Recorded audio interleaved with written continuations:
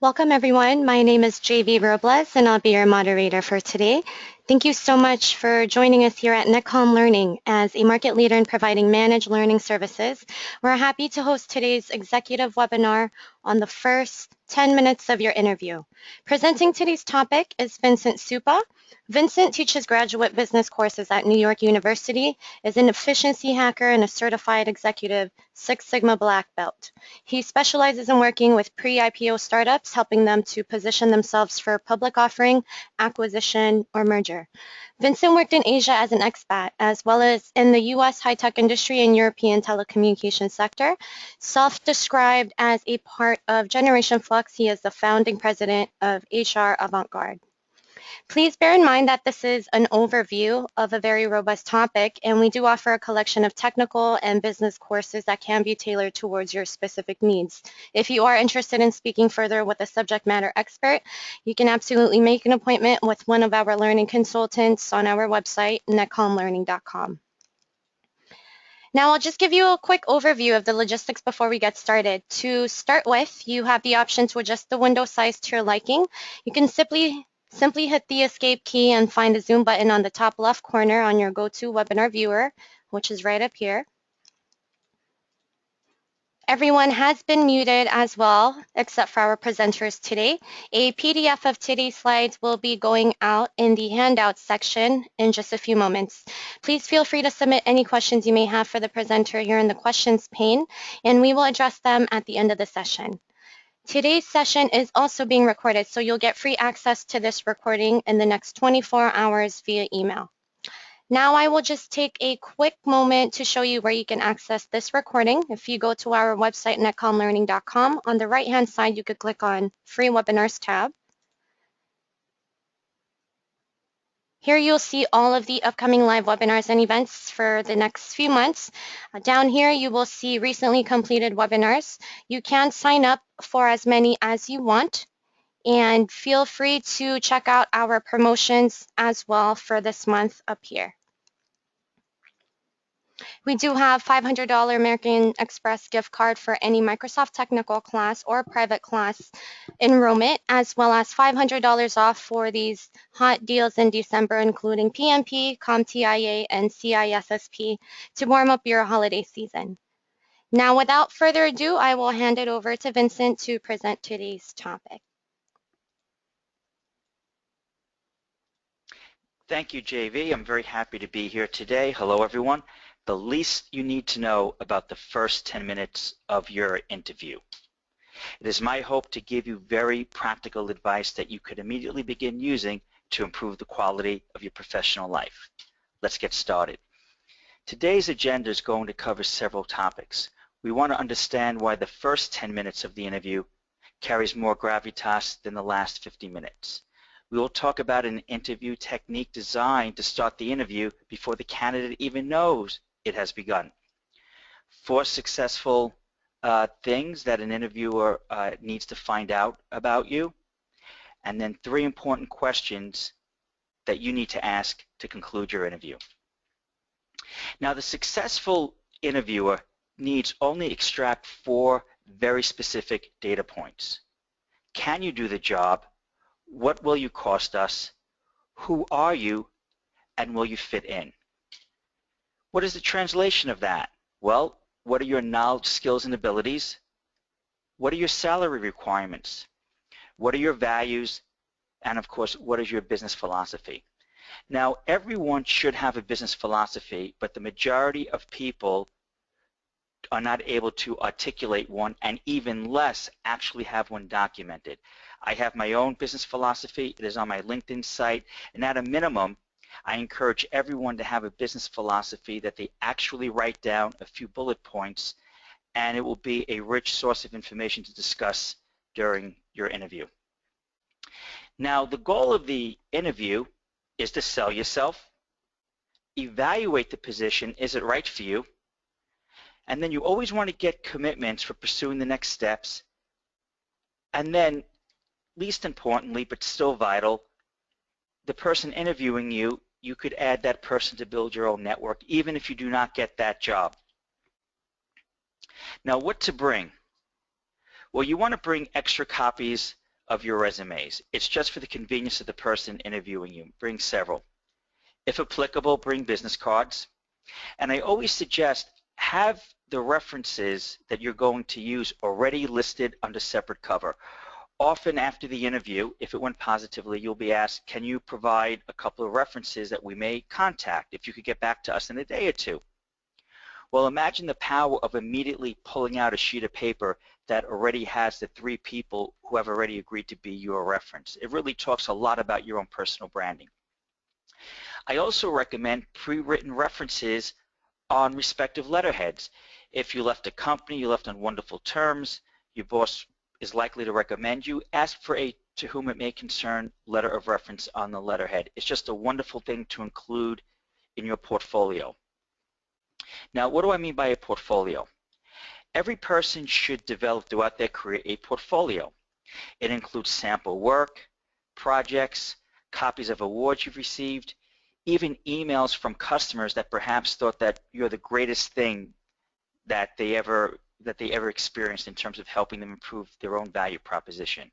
It could be testimonies, whatever. And you always want to add to this portfolio.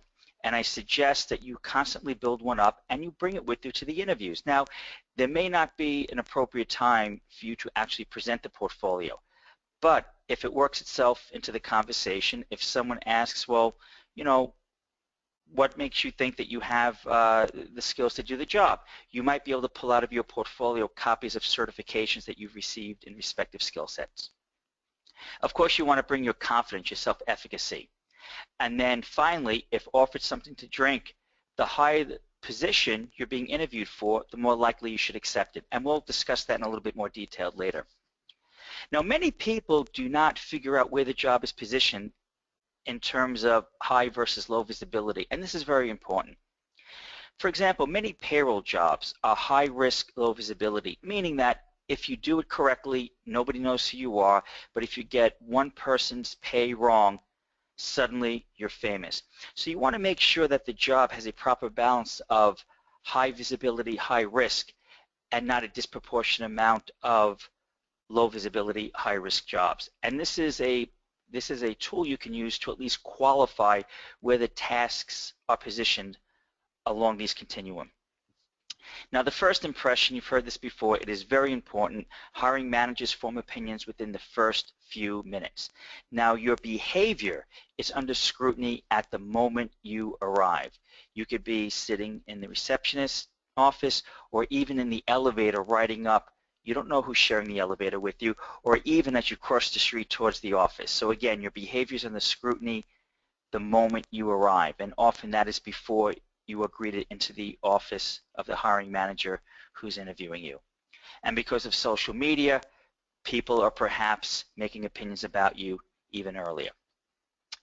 Now, an example of this is that often the hiring manager will speak to the receptionist. You've been waiting in the receptionist's office, perhaps talking on the phone, reading a newspaper, and it's very common for the hiring manager to ask the receptionist upon the conclusion of the interview, how was the candidate? How did they act? Now, I know one CEO that went as far as having the security officer at the gate actually give the candidate a slightly difficult time trying to enter the premises. The CEO's thinking was, well, I'm hiring a very, very senior person. If they treat my security guard with deference and respect, even if he's receiving a slightly hard time, then I could be assured that he or she is going to treat my own clients very, very well.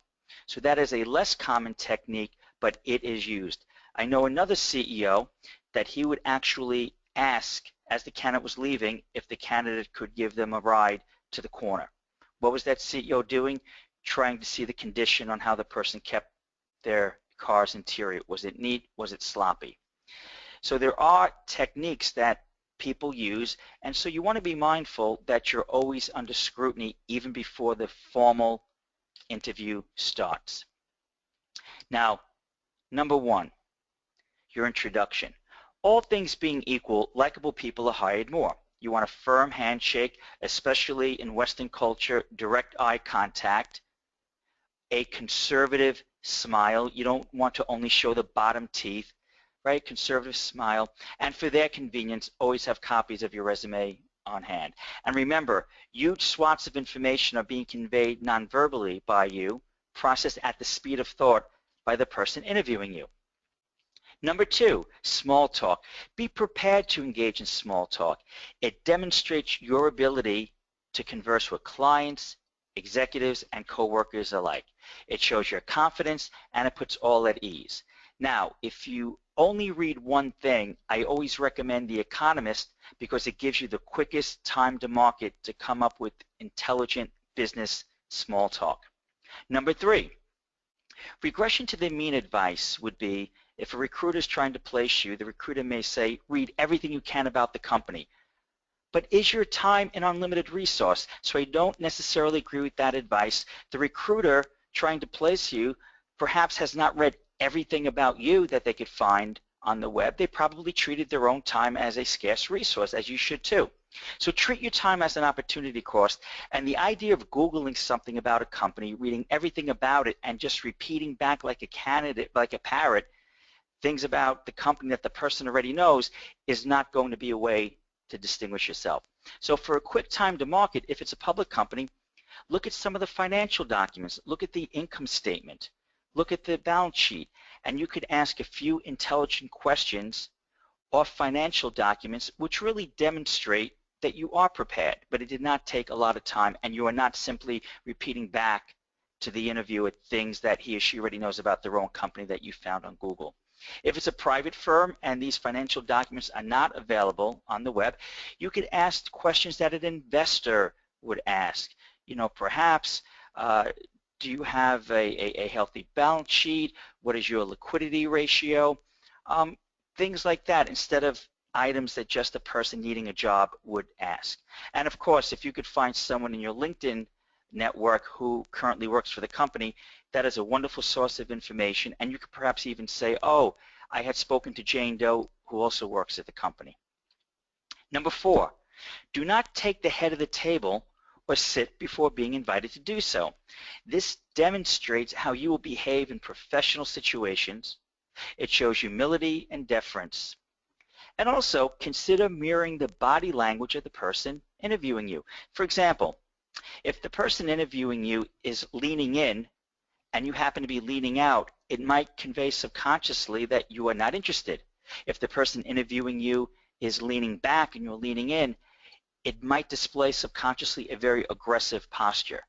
So you could loosely mirror the interviewer's body language. And this comes out of the science of proxemics, and this is something that you can delve into on your own. Number five and number six, again, have fresh hard copies of your resume available. It shows deference for the time of the person interviewing you. And again, have your portfolio. I will say that your portfolio should never include originals. If you have certifications, awards, documents, make copies. In fact, if you do leave the entire portfolio with the person interviewing you, it's always nice to say, after you peruse my portfolio, feel free to shred it. No one wants the burden of having someone else's original documents. Number six, it's better to overdress than underdress. Now, something I learned moving back to the United States after many, many years abroad as an expatriate, what if you're interviewing inside of a boiler room for a startup company? Well, wearing a suit when everyone else is dressed not in a suit, very informal, jeans, a t-shirt, well, that could possibly date you. So I do recommend if you're working or interviewing with the CEO of a startup, overdressing too much could possibly date you. In that case, feel free, button-down shirt, no tie, no jacket, that would be very appropriate. Number seven, if asked if you'd like something to drink, your answer depends on the position you're interviewing for. Personal example, when I first started interviewing, I was a very, very young man. I would always say no. They would ask me, would you like coffee? Would you like some water? No, no, no.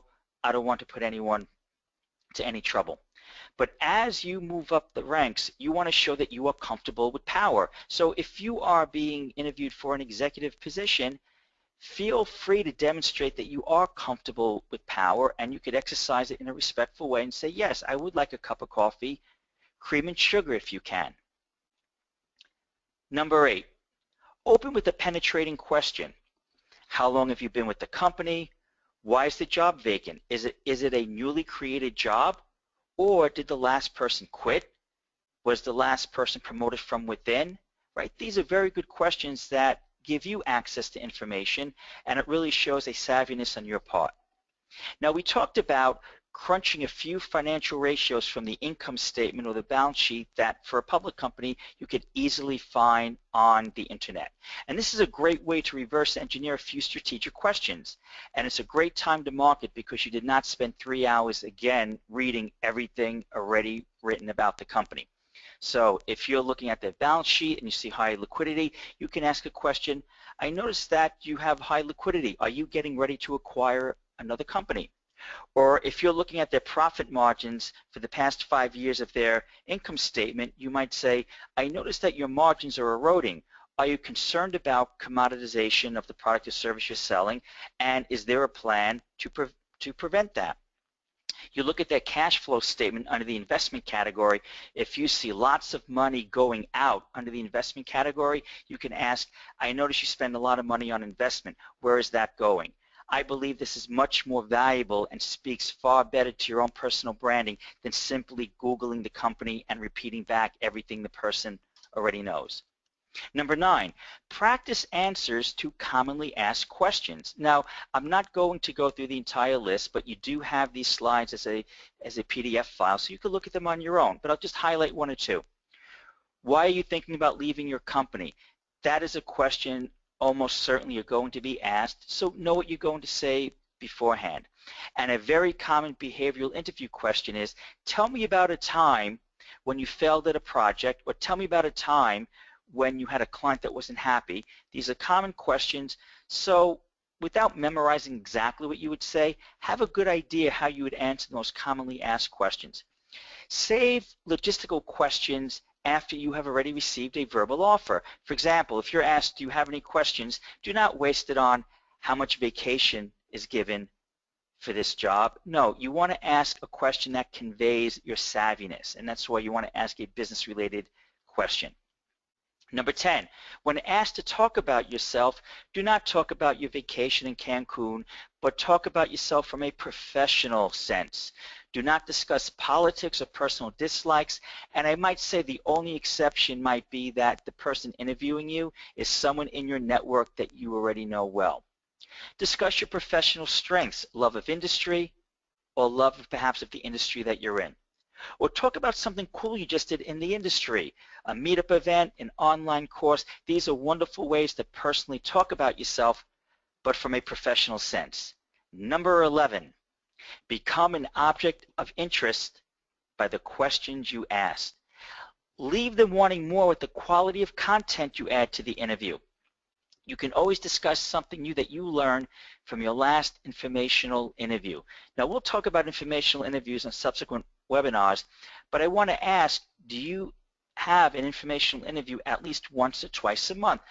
For myself, I have at least 3 or 4 a month. It's when you interview or meet with someone, you're not looking for a job, you're just looking to exchange information within the industry. You want information, you want to give information, and it's a great way to build up your network. And I ask you, how good is your network?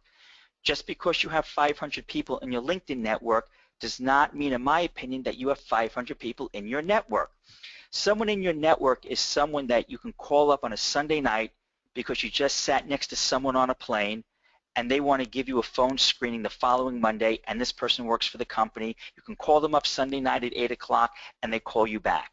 That is someone in your network, and the only way to develop that is through face-to-face informational interviews. And again, you have to give as good as you get, and informational interviews are just as much about what can I do for you.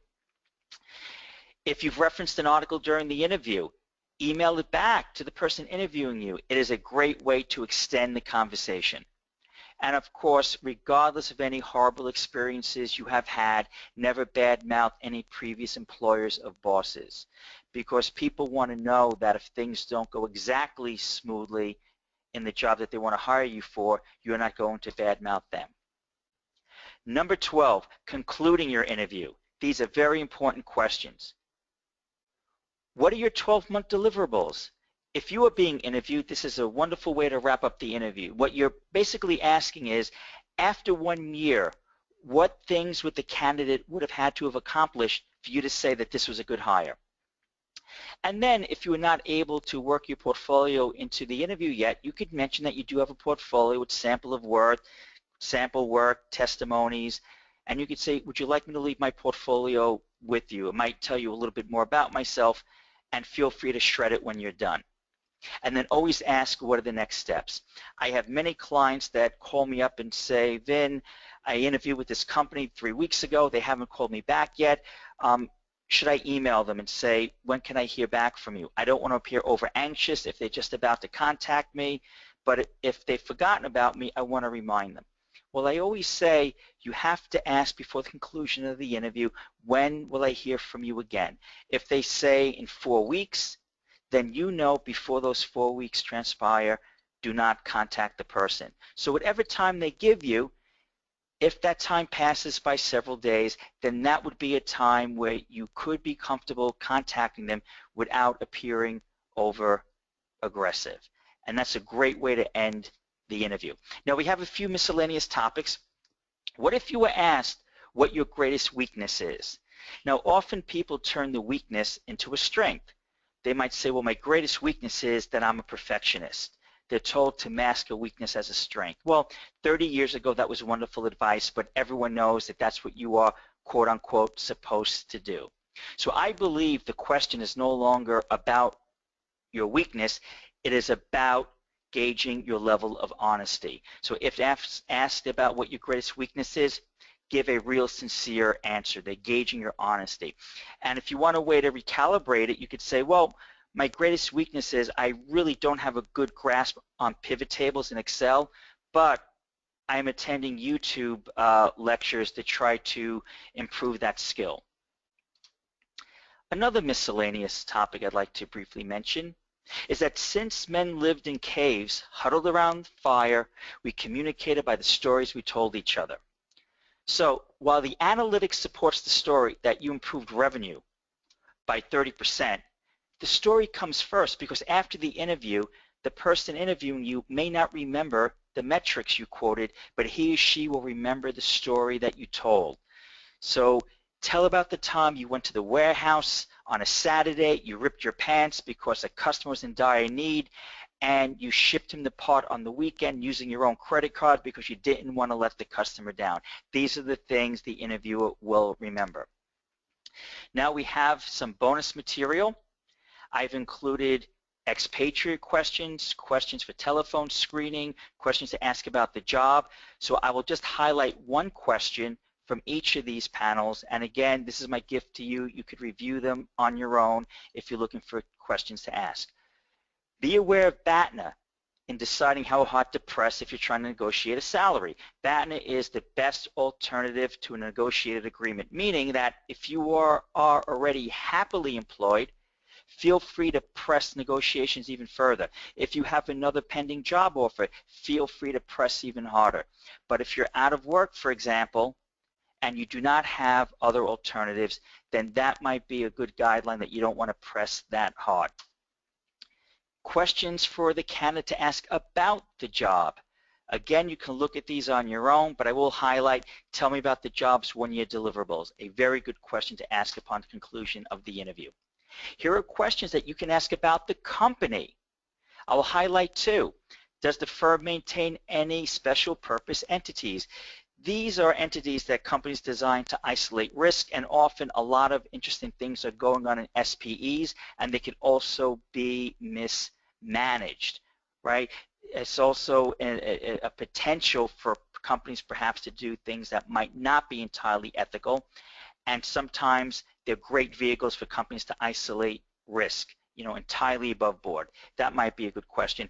And you can ask, what do you feel the biggest weakness of the company is? It's a great way to recalibrate the unequal distribution of power by asking that question.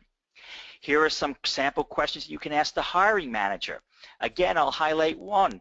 Do you have any worries about the firm? Because this recalibrates the unequal distribution of power between the person who wants the job and the one who can offer the job. We have sample questions if you're going for an expatriate job, right? You may be asked during a recent expatriate posting, describe a tipping point where you knew the assignment would be a success or failure. I include these bonus questions for you, for your own perusal, and if you're being screened by your phone, these are typical questions that you could count on being asked. Our non sequitur of the day, living with regret is worse than living with fear. I hope you join me next month, January 28th, for the worst email mistakes to avoid on our next webinar. And if you'd like to learn more, please check out hravg.com. Tossing it back to you, JV. Thank you. Thank you so much, Vincent, for another wonderful presentation. It was very helpful and informative, especially to those seeking new opportunities. Now let's get to a few questions here. What should I tell the hiring manager if I was laid off at my job? Well, if you're asked, why did you leave your last job? I always think you should tell the truth. Because first of all, not telling the truth exposes you, it makes you vulnerable, and it could actually cost you the job if you're given a contingent offer. So you always want to tell the truth. Especially in today's environment, I think people are more likely to understand. You own it, there's no shame, this is my situation, this is why I want this job very much, and this is why I will perform very well, because I'm hungry for the job, I'm excited by the opportunity. So in conclusion, you don't have to volunteer that information. Telling the truth does not mean unilaterally exposing every minutia of your professional life, but if asked a direct question, why did you leave your last job? You could say, the company was restructuring, I left on wonderful terms, I actually have references, but yes, I was laid off. Thanks. Okay, great. Thank you so much. Now, what if I was fired at my last job? Again, if you're asked, tell the truth, because if you don't, that is grounds for dismissal even after you are already working for the company. Now, of course, it could be really uncomfortable saying such a thing, but if it's true, once you get it out of the way, you're going to feel as if a weight has been lifted from your shoulders. There's a chance that the person may already have this information and they just want to see how honest you can be. You know, many of us have had experiences working for bosses that we did not like. So many of us can relate to that. So if you interview well, I think that is forgivable. It's happened to many people, own it, and you could explain that you and your last boss didn't see eye to eye, and you could mitigate the situation by stating, you know, my previous boss was very happy working with me, but when she left and I received a new boss, that's when problems started. So I tend to think it wasn't all about me, because how would I explain that I had a wonderful working relationship with my last boss at the company, but unfortunately she left for another company. So you want to explain, but do not over-explain, because you don't want to sound as if you're guilty. Thanks. Well, thank you so much. That's all the time that we have today, but do you have any other final thoughts before we end today's session, Ben? I will say that the best time to look for a job is when you do not need one. And instead of concentrating on looking for a job, we should concentrate on looking for professional relationships. That's when serendipity comes in, and we could actually begin to receive unsolicited job offers throughout the years of our career as we build upon our own personal networks. Thank you. Well, thank you all for joining us today. If you do come up with any additional questions, feel free to send them to webinar@netcomlearning.com at any time. We hope that you found today's webinar informative, and we definitely look forward to seeing you back here again soon. Again, Vincent, thank you so much, and happy holidays, everyone. Take care.